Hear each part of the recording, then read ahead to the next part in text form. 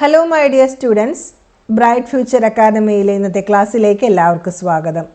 ഇന്ന് നമ്മൾ 9ാം ക്ലാസ്സിലെ ഹിസ്റ്ററിയിലെ ഒന്നാമത്തെ ചാപ്റ്ററായ ശിലായുഗത്തിൽ നിന്ന് മുന്നോട്ട് എന്ന ചാപ്റ്ററിലെ കുറച്ച് ഭാഗങ്ങളാണ് നോക്കാൻ പോകുന്നത്.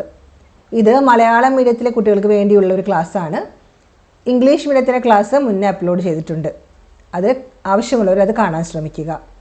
നമുക്ക് സ്റ്റാർട്ട് ചെയ്യാം. കാട്ടുജന്തുക്കളിൽ നിന്ന് രക്ഷ നേടാൻ മനുഷ്യർ ഏതുതരം ഉപകരണങ്ങളാണ് ഉപയോഗിച്ചിരുന്നത്? നമ്മൾ പഠിച്ചിട്ടുള്ളതാണ് പ്രാചീന മനുഷ്യരെ പറ്റിയിട്ട്. അപ്പോൾ പ്രാചീന മനുഷ്യരെ കാട്ടുജന്തുക്കളിൽ നിന്ന് രക്ഷ നേടാൻ, മൃഗങ്ങൾ ആക്രമിക്കാനൊക്കെ വരുമ്പോൾ അവരെന്തൊക്കെയാണ് ഉപയോഗിച്ചുകൊണ്ടിരുന്നത്? കല്ലുകൊണ്ടുള്ള മഴു, കല്ലുകൊണ്ടുള്ള കുന്തം, കൽസൂചി, ഇതെല്ലാമായിരുന്നു മൃഗങ്ങളിൽ നിന്ന് രക്ഷ നേടാൻ വേണ്ടി മനുഷ്യർ ഉപയോഗിച്ചിരുന്ന ഉപകരണങ്ങൾ. ഇത്തരം ഉപകരണങ്ങൾ അക്കാലത്തെ മനുഷ്യർ എന്തൊക്കെ ആവശ്യങ്ങൾക്കായിട്ടാണ് ഉപയോഗിച്ചിട്ടുണ്ടാവുക? നമ്മൾ കുറച്ച് ഉപകരണങ്ങളുടെ പേര് പറഞ്ഞു. ഈ ഉപകരണങ്ങൾ അക്കാലത്തെ മനുഷ്യരെ എന്തൊക്കെ ആവശ്യങ്ങൾക്കാണ് അവർ ഉപയോഗിച്ചിട്ടുണ്ടാവുക? മൃഗങ്ങളിൽ നിന്ന് രക്ഷ നേടാൻ ഉപയോഗിക്കാറുണ്ട്, വേട്ടയാടാൻ ഉപയോഗിക്കാറുണ്ട്, ചിത്രങ്ങൾ കോറിയിടുന്നതിന് ഉപയോഗിക്കാറുണ്ട്, നെയ്ത്തിന് ഉപയോഗിക്കാറുണ്ട്. അവർ കൂടുതലായി ഉപയോഗിച്ചിരുന്ന കല്ലുകളായിരുന്നു. അത് മൃഗങ്ങളിൽ നിന്ന് രക്ഷ നേടാനും വേട്ടയാടാനും ചിത്രങ്ങൾ കോറിയിടുന്നതിനും നെയ്ത്തിനും വേണ്ടിയാണ് അവർ കൂടുതലായിട്ടും ഈ ഉപകരണങ്ങൾ ഉപയോഗിച്ചുകൊണ്ടിരുന്നത്. മനുഷ്യർ ഉപകരണങ്ങൾ നിർമ്മിക്കാൻ ഉപയോഗിച്ച വസ്തുക്കളുടെ അടിസ്ഥാനത്തിൽ പുരാവസ്തു ഗവേഷകർ മാനവ ചരിത്രത്തെ വിവിധ ഘട്ടങ്ങളായി തരംതിരിച്ചിരിക്കുന്നു. അതായത് നമ്മൾ പറഞ്ഞു, മനുഷ്യർ മൃഗങ്ങളിൽ നിന്ന് രക്ഷ നേടാനായിട്ട് ഉപകരണങ്ങൾ ഉപയോഗിക്കാൻ തുടങ്ങി. അവരെന്തൊക്കെ ആവശ്യങ്ങൾക്കാണ് ഈ ഉപകരണങ്ങൾ ഉപയോഗിച്ചിരുന്നതെന്ന് പഠിച്ചു. ആ ഉപകരണങ്ങൾ നിർമ്മിക്കാൻ ഉപയോഗിച്ച വസ്തുക്കളുടെ അടിസ്ഥാനത്തിൽ പുരാവസ്തു ഗവേഷകർ മാനവ ചരിത്രത്തെ വിവിധ ഘട്ടങ്ങളായി തിരിച്ചിട്ടുണ്ട്. ഞാൻ പറഞ്ഞു, ആദ്യം ഒരു സ്റ്റോണാണ് കൂടുതൽ ഉപയോഗിച്ചുകൊണ്ടിരുന്നത്, ശിലകളാണ് ഉപയോഗിച്ചത്, കല്ലുകളാണ് ഉപയോഗിച്ചുകൊണ്ടിരുന്നത്. രണ്ട് പ്രധാനപ്പെട്ട ഭാഗങ്ങളാണുള്ളത്. ഒന്ന് ശിലായുഗം, ലോഹയുഗം. ശിലായുഗവും ലോഹയുഗവും.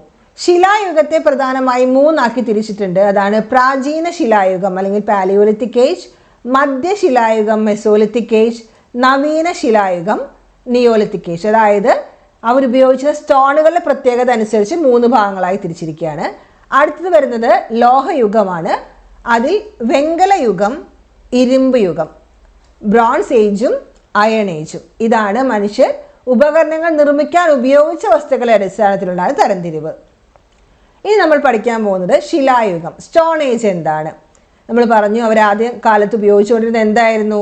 കല്ലുകളായിരുന്നു, ശിലകളായിരുന്നു. മൂന്നാക്കി തിരിച്ചിട്ടുണ്ട്.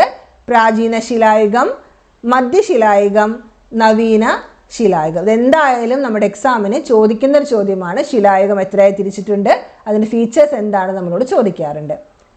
മാനവ ചരിത്രത്തിൻ്റെ ആദ്യഘട്ടത്തെ ശിലായുഗം എന്ന് വിളിച്ചത് എന്തുകൊണ്ടാണ് നിങ്ങൾ ചിന്തിച്ചിട്ടുണ്ടോ? ഒന്ന് ചിന്തിച്ചു നോക്കൂ. എന്തുകൊണ്ടാണ് മാനവ ചരിത്രത്തിൻ്റെ ആദ്യഘട്ടത്തെ ശിലായുഗം എന്ന് വിളിച്ചത്? അവർ കൂടുതലായിട്ട് എന്തുപയോഗിച്ച് കാണും? അപ്പോൾ ശിലകൾ, കല്ലുകൾ ഉപയോഗിച്ച് കാണും. അപ്പോൾ എന്തായിരിക്കും അതിൻ്റെ ആൻസർ?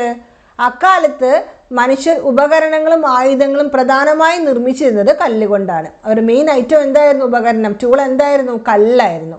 അതിനാൽ ചരിത്രകാരർ ആദ്യ കാലഘട്ടത്തെ ശിലായുഗമെന്ന് വിശേഷിപ്പിച്ചു. അതുകൊണ്ടാണ് ആ കാലഘട്ടത്തെ എന്ത് വിളിക്കുന്നത്? ശിലായുഗമെന്ന് വിളിക്കുന്നത്. കല്ലുകൾ കൊണ്ടുള്ള ഉപകരണങ്ങളുടെ നിർമ്മാണ രീതിയെ അടിസ്ഥാനമാക്കി ശിലായുഗത്തെ പ്രാചീന ശിലായുഗം, മധ്യശിലായുഗം, നവീന ശിലായുഗം എന്നിങ്ങനെ മൂന്നാക്കി തരംതിരിച്ചിട്ടുണ്ട്. ക്വസ്റ്റ്യന് നമുക്ക് ആൻസർ കിട്ടും. എന്തുകൊണ്ടാണ് ശിലായുഗം എന്ന് വിളിച്ചത്? എന്തുകൊണ്ടാണ് അവർ സ്റ്റോൺ ആണ് കൂടുതൽ ഉപയോഗിച്ചുകൊണ്ടിരുന്നത്? ഇപ്പം നമ്മൾ ഇന്ന് എന്താ പഠിച്ചത്?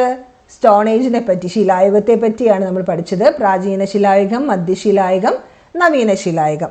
അപ്പോൾ ഇന്ന് പഠിച്ച കാര്യങ്ങൾക്ക് മനസ്സിലായി എന്ന് ഞാൻ കരുതുന്നു. വീഡിയോ നിങ്ങൾക്ക് ഉപകാരപ്പെട്ടെങ്കിൽ ലൈക്ക് ചെയ്യാനും കമൻറ്റ് ചെയ്യാനും മറക്കരുത്. നിങ്ങളുടെ കൂട്ടുകാർക്ക് ഇത് ഷെയർ ചെയ്ത് കൊടുക്കണം.